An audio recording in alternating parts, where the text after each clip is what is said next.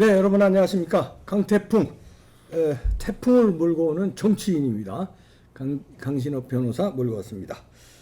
자, 송영길이가 요즘에 이리저리 자충우돌하네. 그 자충우돌이 정신이 없습니다. 지금 정의당을 벌집 수여놨습니다. 네. 그때 이제 정의당까지 수여놨는데요. 뭐냐면 노회찬 형이 살아 있었다면 단일화가 됐을 거다. 이렇게 이제 형이라고 그러면서 그 단일화를 안 했기 때문에 윤 대통령이 됐다. 이런 얘기입니다. 그러자 여기서 이제 이정미라든지 지금 발끈하고 있습니다. 단일화 제안도 없었고 지금 그런 얘기 할 것 같으면 수사나 제대로 받아라. 이렇게 받아치고 있는데요. 그러면은 이렇게 이제 노회찬 전 의원을 소환하고 또 이제 사실 단일화가 안 돼서 진 거다라는 프레임을 걸었는가 하면 얼마 전에 불체포 특권 던졌죠. 또 이제 불체포 특권을 포기한다는 것은 야당을 포기하는 것이다. 그러면서 이재명을 직격했습니다. 형식상은 그렇습니다. 이재명이 이제 불체포 특권을 포기하겠다 그러니까 불체포 특권 절대 반대다. 그러면서 불체포 특권을 포기한다는 것은 야당을 포기하는 것이다. 또 이렇게 얘기를 했고요. 또 이제 검찰청에서 다시 자기를 부르지 않으면 그 검찰청 앞에 텐트를 치겠다. 이렇게까지 얘기를 했습니다. 이거는 자기를 부른 적이 한 번도 없습니다. 지가 두 번 나간 거지. 근데 다시 또 안 부르면 검찰청 앞에 텐트를 치겠다. 또 이렇게 지금 또 얘기를 하고 나섰습니다. 지금 자충우돌 하는 거죠. 그 다음에 또 아주 정말 상상도 이 민주당에서는 하지 못했던 그런 또 자충우돌을 하나 했는데 그게 뭐냐면 태블릿 PC를 들고 나온 거 아닙니까? 태블릿 PC가 조작됐다는 그 변희재 주장. 이걸 이제 인용하면서 말하자면 이제 과거에 자기가 했던 말을 뒤엎고 박근혜 탄핵이 잘못됐다는 식으로 그렇게까지 뉘앙스를 풍기고 있습니다. 자, 그러면 송영길의 지금 몇 가지 예를 들었는데요. 노회찬 전 의원을 소환한 거라든지 그 다음에 지금 불체포 특권에 대해서 얘기한 거, 이재명하고 그 다음에 텐트를 치겠다는 거, 예, 그 다음에 지금 얘기한 또 지금 뭡니까? 태블릿 PC. 예. 그 다음에 또 무슨 얘기를 했냐면 조국하고 이재명하고 송영길 자기가 삼각 지금 순환사 또 이런 얘기를 했습니다. 3대 순환을 받고 있는 사람이 바로 이재명, 조국, 송영길이다. 이렇게 또 이제 이렇게 묶음을 했습니다. 자, 그러면 이걸 가만히 보면 말이죠. 송영길이가 왜 그러느냐? 이걸 우리가 생각해 봐야 되는데, 그리고 왜 정의당에서 저렇게 발끈하느냐? 이겁니다. 지금 송영길이는 자기가 수사받는 거를 공세적으로 지금 프레임을 전환시키려고 그러는 거거든요. 그냥 수사만 받아가지고는 그냥 자기 이 몸집을 올릴 수가 없어요. 그러니까 정치인들은 또 이 야가 빠진 애들은 이 수사받는 걸 갖다가 오히려 자기 몸집을 키우는 하나의 계기로 삼는 겁니다. 지금 송영길이가 생긴 건 산적처럼 생겼어도 아주 그것도 교묘하고 이해찬한테 배운 여우가 있거든요. 아주 불려오거든요. 아니 이 얘기할 때 이게 다물어지잖아. 여우입니다. 그래서 이걸 갖다 프레임을 전환시키겠다는 건데 사실은 송영길이 지금 궁지에 몰리지 않았습니까? 이 궁지에 엄청나게 몰린 겁니다.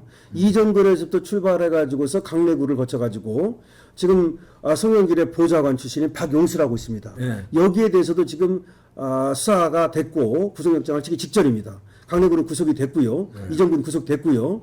이제 박용수는 누구냐면은 송영길의 보좌관으로서 저 프랑스 파리까지 날아갔던 그 사람이고 그리고 경선 캠프에서 사실상 자금을 갖다가 관리하는 사람입니다. 그리고 그 먹사연이라고 들어보셨죠? 먹고 사는 문제연구소. 송영길의 현 캠프라고 하는 하나의 그런 캠프라고 하는 곳인데 이 먹사연에서 1억 원을 갖다가 이제 이 캠프로 왔는데 후원하는 그런 어떤 형식을 빌려가지고서 또 갖다 쓰고 그러니까 자금을 관리하고 자금줄을 맡았던 핵심 관계자죠. 또 여기에 대해서도 지금 구속이 임박했단 말입니다. 자, 그러니까 송영길은 이런 생각을 했을 수가 있겠죠. 여기서 나 끝난다. 정치 생명 끝난다. 여기서 만약에 제대로 반항하지 않고 그냥 수세에 있다가는 내 인생 종친다. 이런 생각을 했을 텐데 자, 그럼 하나씩 보죠. 먼저 불체포 특권에 대해서 이재명이 그렇게 어떻게 보면은 하나의 그 자기의 입지를 굳히기 위해서 승부수를 걸은 건데 이거에 대해서 지금 반기를 들면서 불체포 특권을 포기할 수 없다 이렇게 나왔거든요. 이거는 두 가지라고 보면 됩니다. 하나는 지금 윤관석과 이성만은 불체포 특권의 혜택을 받아가지고 구속을 면했습니다. 그런데 봉투를 받은 20여 명의 국회의원이 있습니다. 이 봉투를 받은 22여 명의 국회의원을 구해줘야만 이 사람들이 이 불체포 특권이 인정이 안 돼가지고 이걸 포기하는 바람에 만약에 구속이 몇 명이라도 된다면 자기 정치 생명에 크나큰 어떤 그런 타격이 온다고 보는 거죠. 그렇지. 그래서 자기 20여 명의 돈 봉투를 받았다고 하는 국회의원 이것 때문에도 이 불체포 특권을 포기할 수 없다. 이렇게 얘기하는 것으로 보여지고요. 또 하나 이번에 이제 이재명하고 하나의 선명성 경쟁에 들어간 겁니다. 그러니까 이재명이 불체포 특권을 포기하겠다라는데 나는 포기할 수 없다. 너는 야당 안 하겠다는 얘기 아니냐? 나는 야당 하겠다. 이런 프레임을 거는 거죠. 이걸로 보면은 뭔가 좀 약간의 균열이 생긴 균열이 생긴 거죠. 그러니까 섭섭한 게 있었던 그렇죠. 거야. 이재명 다음에 자기가 대통령을 하려고 했던 거 아닙니까 원래가? 근데 이재명이가 소위 이제 날아가게 생겼단 말이죠. 그렇지. 날아갈 새 맞습니다. 실제로. 그럼 이재명한테 더 이상 기댈 게 없지 않습니까? 그렇다면 이재명 제끼겠다는 거죠. 어떻게 보면 이재명 제끼겠다는 겁니다. 그래서 불체포 특권 요걸 이용해서 이재명에 대한 어떤 공격을 시작했다고도 볼 수 있고요. 그 다음에 지금 조국하고 이재명하고 자기를 엮어놨어요. 그래서 3대 순환을 당하는 인물이다. 이렇게 엮어놓은 걸 얘기하면은 뭐 조국이는 그야말로 뭐 조국 때문에 정권이 바뀌고 조국 때문에 난리가 난 거 아닙니까? 그렇게 이재명이도 지금 뭐 계속 수사받고 있고 이재명이야말로 또 여권하고 윤석열 대통령하고 이 대립각을 세우는 그런 인물이란 말이죠. 근데 송영길은 그렇게 대립각을 세우지 못했어요. 아무것도 아니지 않습니까? 송영길이 사실은 뭐 그 계양도 물려주고 또 서울시 그 시장 나왔다가 개창피 당하고 그야말로 국회의원도 못 되고 그러는 바람에 이 정치적 입지가 완전히 쪼그라졌단 말이에요. 그러니까 이 기회에 정치적 입지를 높이려고 하는 거라고 볼 수 있죠. 그래서 자기를 갖다가 조국 이재명처럼 그렇게 여권으로부터 또 윤석열 대통령으로부터 어떤 핍박을 당하는 사람 이렇게 이제 프레임을 만들어 가지고 정책 입지를 이제 키우려고 하는 것일 수 있고요. 그 다음에 이번에 이제 그 이정미라든지 지금 뭐 여기 이쪽 그 정의당을 지금 발끈하게 만든 노회찬 형이 있었더라면 그 대선 단일화를 했을 거다. 이 주장은 굉장히 또 의미 있는 주장으로 봐야 됩니다. 이것도 뭐냐면 아무도 입 밖에 꺼내지 않았던 사실은 그런 얘기를 생각을 했겠죠. 왜 안 했겠습니까? 그렇지. 이재명은 생각 안 했겠습니까? 민주당 사람이라면 내가 24만 표 차이로 졌는데 야 정의당만 없어졌더라면 그렇다면 우리가 이기는 건데 그렇게 생각을 했겠죠. 왜냐하면 이정희 때는 문제를 밀어주고 빠지지 않았습니까? 그러니까 이번에는 안 빠졌지 않습니까?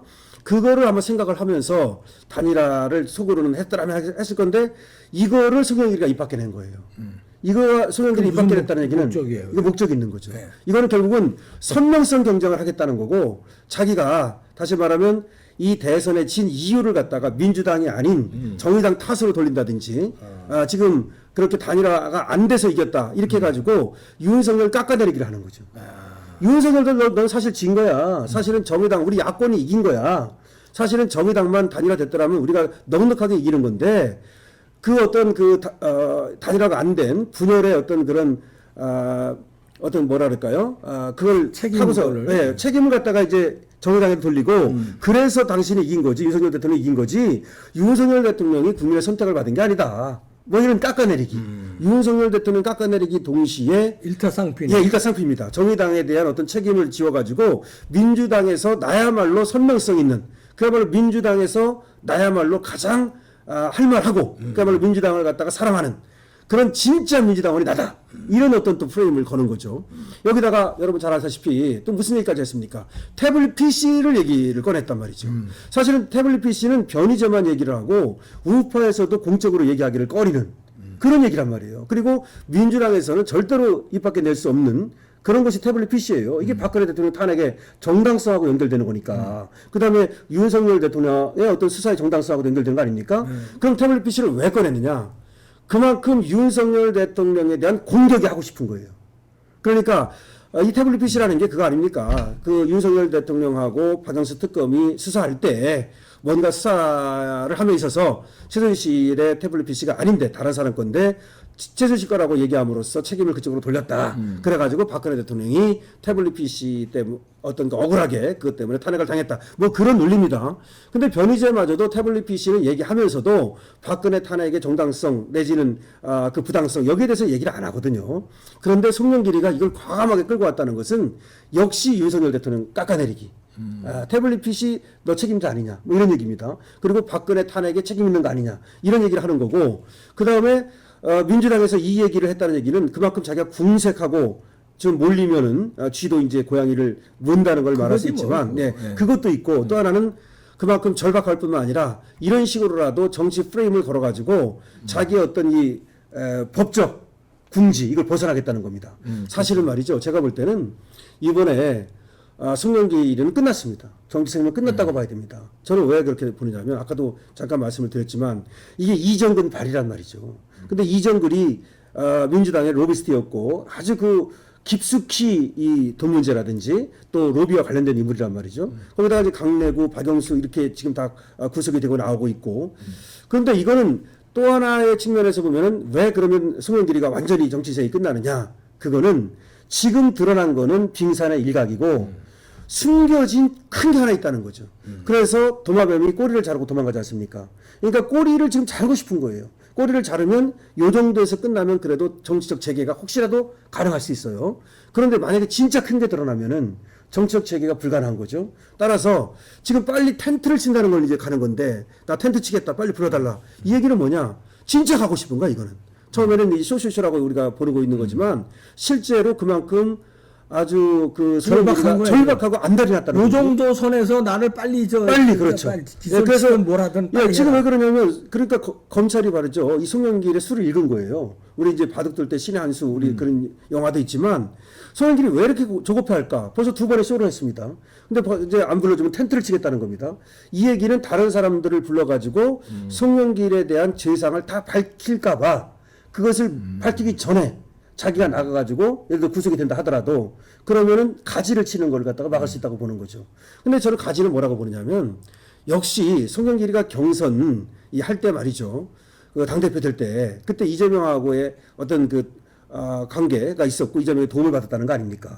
그렇다면 이재명의 대장동 저수지에 있는 돈이 결국 송영길한테 갔을 가능성이 있는 겁니다. 지금 나온 거는 이정근 발 그거는 피렘이고 빙산의 일각이고 진짜 숨겨진 큰 돈이라든지 진짜 숨겨진 어떤 비밀 그런 것이 있다는 거죠. 저는 그것을 이재명과의 관계에서 찾습니다. 그러니까 그 엄청난 돈이 있으니까 알토란 같은 지역구 물려주고 그렇죠. 그다음에 대권 주자 그 경선할 때도 석연치 않게 이재명이 된 거예요. 그렇습니다. 4.4 5입도 시키고 그렇죠. 반칙으로. 그때 대표가 이 송영길이었거든. 네. 송영길이 만들어준 거야. 그렇죠. 그럼 뭐 때문에 만들어줬겠냐? 뭐 째금 받아가지고. 사실은 되겠습니까? 말이죠. 이재명이 비주류였죠.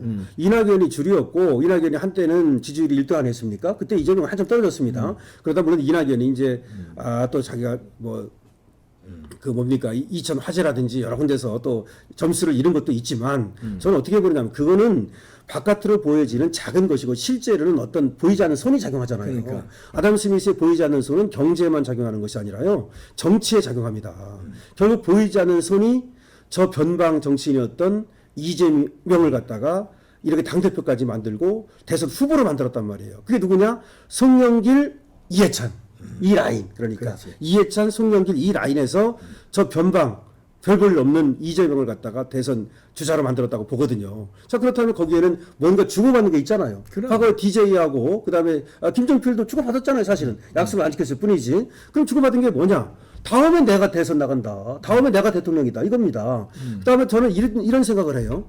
이제는 네가 이번에 안 되더라도 너 다음에 나가는 거 아니고 내가 나가는 거야. 그런 미략이 있어. 저는 그런 미력이 있다고 봅니다. 그러니까 지역구를 물려주고 그리고 또 이제 서울시장 나갔다는 얘기는 뭐냐면 자 우리가 어떤 생각을 해봐야 되냐면 그 국회의원이 자기 지역구를 물려주는 건요 절대 있을 수 없는 일이래요. 일종의 예, 자기 자식한테. 이재명한테 사기당한 거예요. 사기당한 걸 수도 있고 일종의. 왜냐면 네.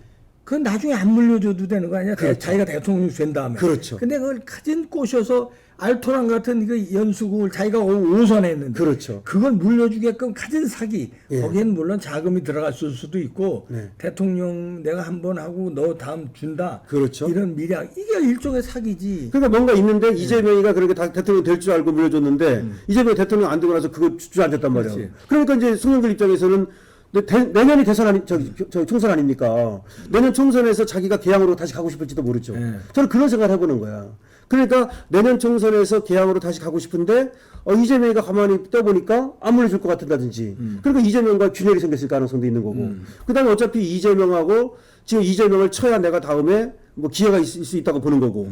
그건 이제 정치적인 얘기고 지금 이제 자기 이제 법적인 어떤 그런 이게 뭡니까 궁지 이걸로 생각하면은 혹시라도 이재명 같은 애들이 나를 갖다가 지금 구해주려고 안 하고 좀 구해주려고 해야 되는데 뭐 여봐라 뭐 불체포 특권을 포기한다든지 하는 꼴이 나를 버리네 뭐 이런 생각을 했을 수도 있고 자 그렇습니다. 그래서 그러면 이제 크게 터트릴 수 있어요. 송영길이가. 네, 송영길이가. 그래서 송영길이가 지금 자충우돌 하고 있다는 말씀을 드렸는데요. 지금 자충우돌이 한두 가지가 아닙니다. 검찰청 앞에 가서 텐트 치겠다고 얘기했고 노회차를 지금 송환했고 말이죠. 그래서 대선 단일화가 안 된 거에 대해서 이걸 지금 정의당의 책임으로 몰았습니다. 그런가 하면 태블릿 PC 얘기를 지금 갖고 나왔고요. 그다음 불체포 특권을 이재명이가 포기하겠다니 절대 포기 못한다 그러면서 다시 반기를 들었고요. 그다음에 조국, 이재명 거기다 송영길을 껴나가지고 윤 대통령으로부터 탄압받는 3인방 지금 이 프레임을 만들었고요. 자 이런 것이 지금 송영길의 모습인데 이것이 바로 송영길이 그만큼 궁지에 몰렸다는 얘기고 어떻게 보면 이 몰린 궁지에서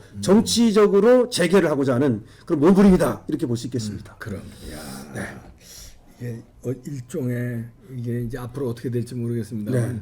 송영길 입장에서 내다바이 당했다 이런데 그럴 수도 있는 거고. 근데 내다바이 당했는데 네. 일단은 엮인 게 있단 말이에요. 예를 들어서 돈 같은 게 엮였으면은 그렇죠. 여러 가지 엮였죠. 이게 터지면 내가 당하긴 당했지만 이게 터지면 이재명은 죽지만 나도 죽는 거야. 그렇죠. 내가 이재명한테 내다바이는 당했는데 어쩔 수 없이 손은 또 잡아야 되는 그렇죠. 지금 이런 입장인데 그런데 배신감을 만약에 느꼈다면 그 다음에 상황이 또 달라집니다. 그렇다면 비밀 각서가 튀어나올 수 있는 튀어나올 거죠. 수도 있어요. 이 판사판 나도 끝났으면 네. 너는 자식아 내가 보내야지. 그렇죠. 뭔가를 써놨을 가능성도 있는 거죠. 그렇죠. 옛날처럼. 앞으로 재밌죠? 흥미진진합니다. 흥미진진한. 이 송영길 앞으로 이 저기를 추이를 한번 지켜볼 필요가 있습니다. 그렇죠.